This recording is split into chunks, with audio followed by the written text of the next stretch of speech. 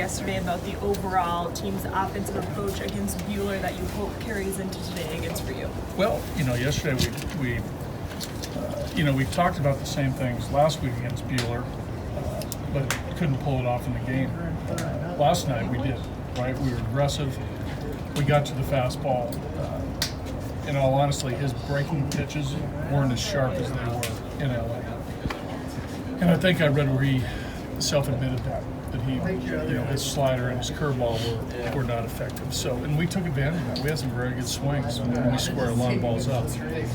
So I like the fact that we got on the fastball and we didn't miss it, and we took advantage of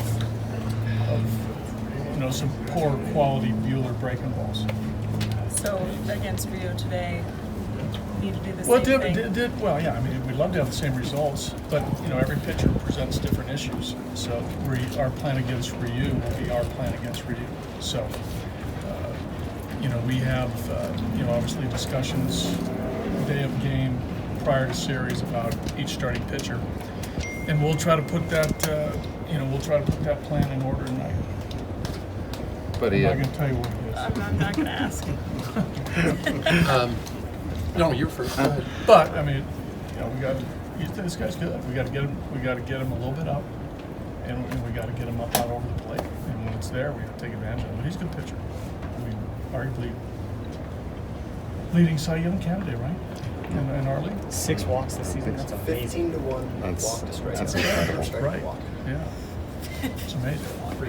Yeah, it's real good. So he's got those strikes. So I mean, those pitches that aren't in the strike zone, those pitches that are in the strike zone but maybe a little elevated, we got to be ready. Be ready to hit. So I wanted to ask you about an interesting night at the ballpark last night for Ramal Tapia. I mean, the 4 hits, he looked good at the plate. He's done that a lot throughout the year, but rough night in left field. Some look like some of them physical mistakes, some of them mental mistakes. What does he need to do to sharpen up out there? I think he's overrunning a ball there that cost you a run. That I'm trying to remember the inning. He overruns the baseball. The guy gets to third, comes in on a sac fly for them to take the lead at 8-7 before Mac tied up. He overruns the ball, on the ground. Seems like he's maybe trying to do too much there. I don't think they're going to get to third base on him. So no, he's just. I mean, he's got to. He's got to everyday practice. Taking his ground balls as much as infielders do, outfielders do also. So, his ability to cleanly field the ground ball, has improved over the last 3 or 4 years from a minor league player. But he has to continue to work on that. So, that's a little bit of a hiccup in his game is his hands on the ground balls. So, the only way to get better is to practice in the repetitions. A blunt question for you. Considering Wade Davis's struggles and the walk rate, which is very high right now, we talked a little bit about this. Yeah. Are you considering any back of the bullpen changes right now? Yeah, it's a fair question. We're contemplating a few things, but you're right. I think you hit it on the point with the walk rate with Wade. That's for me concerning. That's something that Wade and I've talked about. So, and we'll continue to talk about that too. I talked to Scott over, and he said something interesting that I'd never thought about. I asked him about pitching at Coors, particularly on hot days like yesterday, and he did so effective. He struck out the side, but he said it's not just the location of the strikes. He said sometimes, particularly at this ballpark, you've got to be able to have good misses. And what he meant by that is if you don't throw a strike, you got to be able to throw a few pitches that may be balls outside the zone, but they're not going to hurt you. Does that track with you? Sure. I mean, I think that. Yeah, I mean here, you can't afford to consistently make mistakes because eventually, especially mistakes up in the strike zone, because those mistakes up in the strike zone again equate to fly balls, and if the ball is hit squarely, it has a good chance to get in the gap and break the ball. So any sort of quality pitching. There's quality strikes, but yet the misses are close. I mean, I think that's what Scott was intimating to you was, the misses are close misses. They're not. That's exactly. They're non-competitive. You right? can't miss in the middle or in the zone. Yeah, it doesn't make sense to me to throw a non-competitive pitch really anywhere, right? Unless you. don't want to get too over analytical. It's just psychological here, but you know, those pitchers who are effectively wild, you heard that one where they scatter balls and all of a sudden they throw a strike. You know, I think we've all seen those types of games where maybe that pitcher is effective on that game, or maybe, you know, that's how he pitches. But here, I think, and again, I don't say every pitcher, you know, to be a good pitcher, you have to make good pitches. And, you know, good pitchers are always in and around the zone. And Scott's been doing it. Scott, he can get a lot of weak contact, but we're seeing at times this year where when he wants to strike out, he's more effective at that. What do you think at the strikeout? What is it that he's doing when he you know, I think it's a combination of you know, whether with the fastball, it's a combination of velocity, 94, 95, which is on a scouting scale, a little bit of average fastball, and location. Right, when you have velocity and you have location, you're gonna get some misses. And also his breaking ball has been more consistent too, more consistent down, you know, down and into the lefty under their swing, or down away from the righty. So I think he's truly making pitches and consistently, and that's why you know, his overall results have been solid, because he's been a pitch maker with, you know, good stuff. And when you do that, you're gonna have good results. And that's what's happening with Scott. Does his breaking pitch have a later break than it used to? I don't think so, Jack. I think it's just in a better spot. Yeah, just better location, and more consistently in a good spot. And you know, we've heard about, you know, sliders and back up, or curveballs been back up. You know, his are consistently breaking. You know, he's throwing them very well. He's not hanging. Well, he hung one to, you know, the kid, the rookie who came up last weekend. You know, that ball sort of backed up. Yeah. No. What's his best secondary pitch? Yeah. Maybe a crazy question, but Maybe. No, well, maybe. We'll all be the judge of that. I won't be the only judge, because we got a lot of people there. as we've seen balls flying more this year, and they're flying here. We talked about it last night. Yeah. Or I said it right, at an alarming rate, right? Alarming. And I don't know the statistics, but aren't we on pace for To All-time obliterate record the easily. 2017 easily, record, right? yeah. Okay. So something's going on. Is there time to call Major League Baseball and maybe figure out new specs for that humidor to where you normalize this a little bit more? Turn up the humidor. And has there been discussion as the humidor? I haven't been in them. Yeah, I haven't been in those discussions. Something you'd want to check to make sure. Why not? Yeah, anything to get the ball out of the stance. Anywhere. And I mean, every team will say that. Yeah, but I'm not letting this go because it's weird. You guys pitched like pretty well on the road, but like 2 series before then and then the game last night, like I don't think you just like all of a sudden forgot how to pitch or something. Like something. It seems like something strange is going on. To be totally honest, Same with the opposing team too. the opposing team too. Like all of a sudden, Walker Buehler's giving up like an 8 spot. Like Plus, I'm seeing more pitches that slip out of the pitcher's hand. there's balls to the backstop and warm-ups. I mean, some weird stuff. Right about it. What is the Right question? about it. What kind of question should I ask? To be totally honest. Do I sense anything's weird? Yeah. You know, I'm not there's something different. I think there's been some things that have come out in print about the ball, right? Yeah. I think that's the place to start. Okay. I think that's the place to start. Is something specific about Coors Field at all? I don't think so.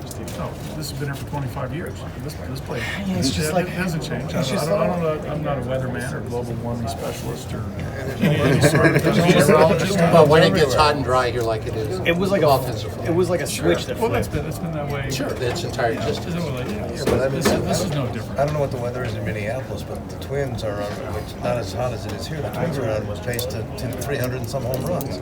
Yeah, Well, again, I think that's a function also of their team and their players. I mean, But like, you know, their talent is no pitcher hitting, they're emerging this year, and there's Cruz and Sano and Kepler, Polanco, and Tony CJ Diaz, Cron Tony and Diaz. Tony Diaz. Yeah. I understand. I get that, like, you know, pitch at You the gotta thighs. get the ball down, I get man.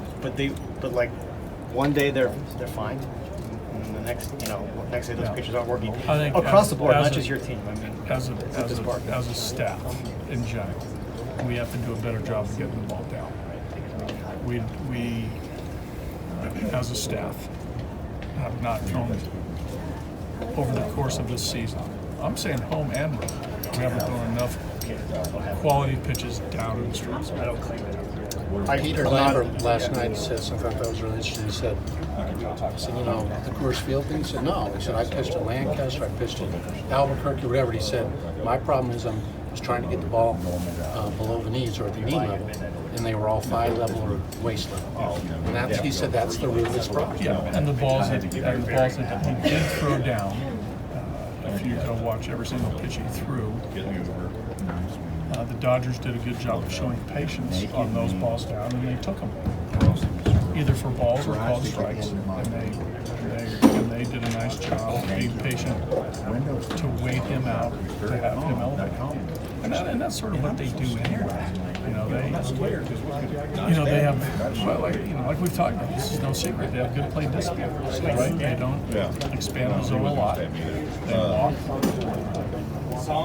And they have a lot of guys that have an uppercut type swing when they hit the ball, they can hit fly balls. Let me go through a checklist real fast. Does the ball feel different to you? Does it feel smoother? It feels a little different. Yeah, I don't know how to describe it. Does it feel smaller? No. Slicker. At times. How about the seam? Seems a little seem a little lower. Isn't that what's your story? Yeah, I mean the seams are smaller and the circumference is a little bit smaller. There are a couple of things that are minor changes that could mean big difference. Yeah, again, I'm not. But again, What is it? Physicist? What am I? she wrote, the lady who wrote it is an astrophysicist. But like, Should have gone into that. Yeah. I was that close. One line. It's just, am I being crazy? Max Muncy hit a ball over the third deck in VP. McGuire never did that. Lawns. Where do you? Like Out over of the into stadium? the Party deck, into the party. Up in the Jack Daniels smash burger up in there? Spilling beers. Ohtani did that list. Yeah, Otani had a couple ridiculous. Is Ohtani in the home run derby? They announced it. There's One question I did have for you. Desmond has talked about how his relationship with Meg and he believes has been part of his success this season just because he's the kind of guy who likes to process through why he's doing certain things at the plate. How have you seen that? Yeah, Desmond. Likes the process. Yeah. How have you seen that relationship grow and be beneficial to Ian? Well, I think that, again, it started in the offseason when Mags visited Desi in Florida. Dave's also Floridian, so they were able to get together and discuss hitting, share thoughts. And I think that was the start of the relationship, obviously, carried over into spring training. And I think there was an openness, from Desi to subtly work on some changes to his swing. And I think Mags and Desi were able to, communicate how. With Desi's involvement also. I mean, Desi's a veteran player that knows this game, that has seen a lot of swings and knows how his swing feels and knows his body and how he feels. And I think it was just two guys sort of hit it off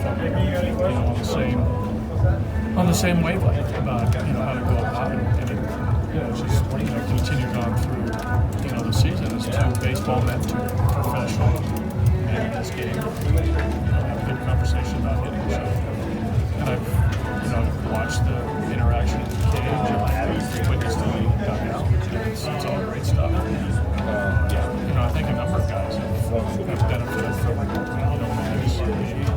With Freeland, I think It's pitching tonight? I can't remember tonight. Yeah, it's just Tonight, okay.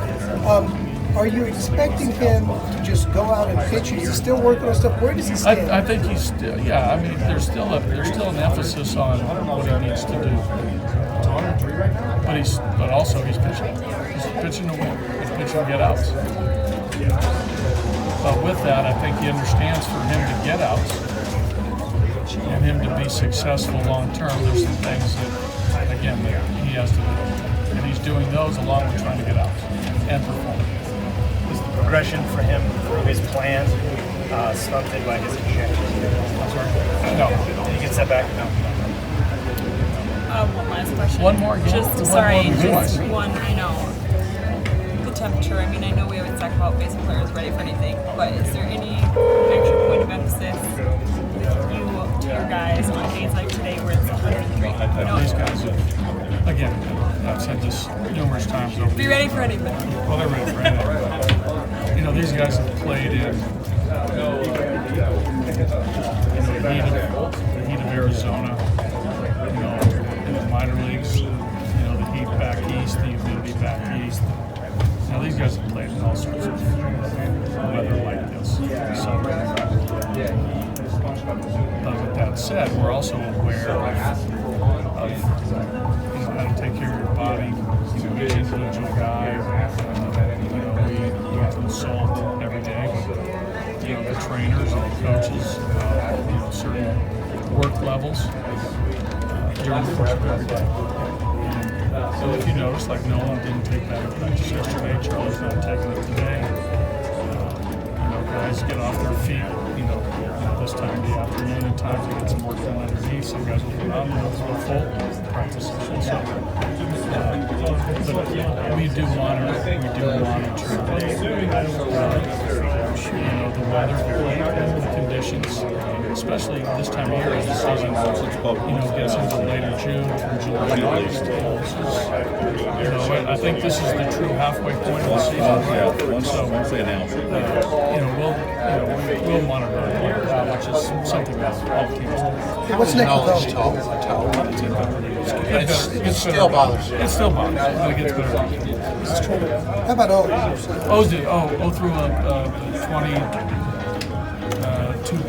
Threw a 20 pitches. That's round down, and he felt fine. So what's next?